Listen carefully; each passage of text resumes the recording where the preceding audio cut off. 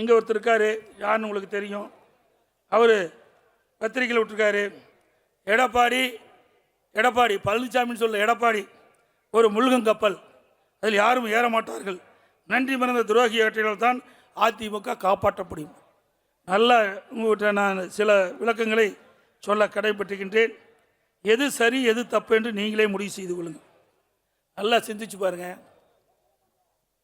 இதே புரட்சித் தலைவி அம்மாவர்கள் துரதிருஷ்டவசமாக இறந்துடுறாங்க.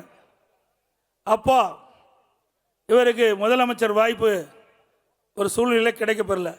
இவருக்கு கிடைக்காத உடனே எங்க போய் தர்ம யுத்தம் பண்ணவர். தர்ம யுத்தம் பண்ணாரா இல்லைங்களா? இவருக்கு பதவி கிடைக்கலைன்னா எந்த எல்லைக்கு கோட்டுக்கு வேணாலும் போவார். பிறகு ஒரு வழியா என்ன முதலமைச்சரா நம்முடைய சட்டப்பேரவைகள் தேர்ந்தெடுத்தாங்க. மேதகு ஆளுநர் உத்தரவுப்படி சட்டமன்றத்தில் பெரும்பான்மை நிரூபிக்க வேண்டும் என்று அந்த ஆணையின்படி சட்டப்பேரவைத் தலைவர் சட்டமன்றத்தை கூட்டி பெரும்பான்மை நிரூபிக்கின்ற பொழுது எதிர்த்து ஓட்டு போட்டவர். நல்லா புரிஞ்சுங்க. அதிமுக ஆட்சியை அகற்ற வேண்டும், டிஸ்மிஸ் செய்ய வேண்டும் என்று எதிர்த்து ஓட்டு போட்ட மனிதர் இந்த மனிதர். இதே புரட்சி தலைவி அம்மாவர்கள் இரவு பகல் பாராமல் கிட்டத்தட்ட அன்றைய தினம் 1.5 கோடி அனைத்து இந்திய அண்ணா திராவிட முன்னேற்ற கழக தொண்டை இரவு பகல் கண் துஞ்சாமல் ரத்தத்தை வியர்வையாக சிந்தி அங்கங்கே உழைத்து சட்டமன்றத்தை தேர்ந்தெடுக்கப்பட்டு அம்மாவை முதலமைச்சராக்கினீர்கள்.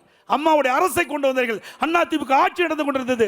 அந்த ஆட்சியை வீழ்த்துவதற்கு திமுகவுக்கு துணை நின்றவர் இந்த மண்ணிலே பிறந்தவர். எண்ணி பாருங்க. நானா துரோகம் செஞ்சேன்? எதிர்த்து ஓட்டு போட்டார். இன்னைக்கும் அழிக்க முடியாத ரெக்கார்டை. அதோட ரட்டளையை முடக்க வேண்டும் என்று தேர்தல் ஆணையத்துக்கு கடிதம் கொடுத்தவர். அதற்கு மேலாக இங்க இருக்கின்ற அத்தனை தொண்டனுடைய சொத்து பொன்மனச்சம்பல் புரட்சி தலைவர் எம்ஜிஆர் என்ற மாமனிதர் தலைமை கழகம் என்ற அற்புதமான கட்டடத்தை உங்களுக்கு கொடுத்துட்டு போயிருக்கார். அது என்னுடைய சொத்து இல்ல, மேடையில் இருக்கின்ற நிர்வாகி சொத்து இல்ல, உங்களுடைய சொத்து, தொண்டனுடைய சொத்து. அந்த சொத்தை தலைமை கழகத்தை சென்னையில் இருக்கின்ற ராயப்பேட்டில் இருக்கிற தலைமை கழகத்தை ரவுடியில் கூட்டிகிட்டு போய் அடிச்சு நொறுக்கி அந்த அலுவலகத்தை திமுக காரனால சீல் வச்சிங்களே, இது துரோகம் இல்லையா? சிந்திச்சு பாருங்க. நாங்களா துரோகம் செஞ்சோம்? எவ்வளவோ கெஞ்சு பார்த்தோம், எங்களை விட்டு போகாதீங்கன்னு. நீங்களா போனீங்க. அதுக்கு நாங்கள் என்ன காரணம்? எங்கள் மேலும் பழி சுமத்தி பிரயோஜனம் இல்லை. கடந்த காலத்தை எண்ணி பாருங்க. எப்போ பார்த்தாலும் அம்மாவுக்கு விசுவாசங்கிறீங்க.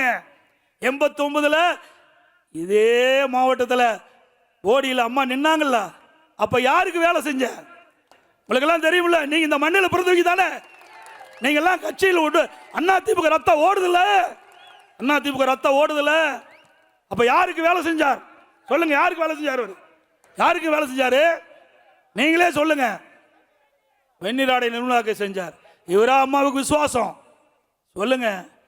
அதே அனைத்து இந்திய அண்ணா திராவிட முன்னேற்ற கழகத்தின் சார்பாக சேவல் சின்னத்தில் எடப்பாடியில் போட்டியிட்டு மக்களால் தேர்ந்தெடுக்கப்பட்டவன் நான். எப்பொழுது பார்த்தாலும் சீனியர். நீங்க 2001 தான் எம்எல்ஏ, நான் 89 எம்எல்ஏ, 91 சேலம் மாவட்ட செயலாளர், 91 எம்எல்ஏ, 89 எம்எல்ஏ, 91 எம்எல்ஏ, வாரிய தலைவர்.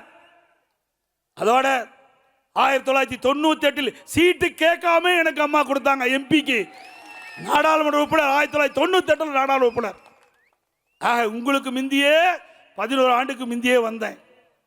ஆனால் உங்களுக்கு வாய்ப்பு கிடைச்சது, நாங்கள் ஏற்றுக்கொண்டோம், உங்கள் பின் நின்றோம், உங்களோடு தோளோடு தோளாக நின்று பணியாற்றினோம். ஆனால் உங்களுக்கு பதவி இல்லை என்று சொன்னால் யாரையும் ஏற்றுக்க மாட்டார். உங்களுக்கு நல்லா தெரியும், இந்த மண்ணில் இருக்கிறவங்களுக்கு என்னை விட உங்களுக்கு அதிகமாக தெரியும். கட்சியை பார்க்க மாட்டார், அவரைத்தான் பார்ப்பார். முழுகிற கப்பல் இல்லப்பா, இது கரை சேருகின்ற கப்பல். இந்த கப்பலில் ஏறினவன் பிழைச்சிக்கலாம், கப்பலில் ஏறாதவன் நடுக்கல்லே போகலாம். யார் நடுக்கல்ல போறான்னு உங்களுக்கே தெரியும். ஆக இன்றைக்கு என்னை பொறுத்த வரைக்கும் நான் எந்த மேடையிலையும் யாரையும் தவறாக பேசுனதில்லை. இவர் கூட நான் அண்ணன் தான் சொல்கிறேன். ஏன்னா நம்ம வயதிலே மூத்தவர்.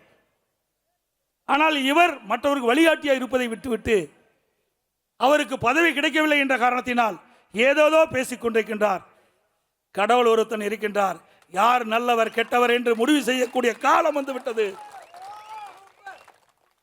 இன்னும் ஒன்று சொன்னார், 2026 அண்ணா திமுக இருக்கார் சொன்னார். 2026 இதே மேடைக்கு நான் வருவேன். மீண்டும் அண்ணா திமுக ஆட்சி மலரும். அனைத்து கழக தொண்டனும் புத்துணர்ச்சியோடு செயல்படுவார்.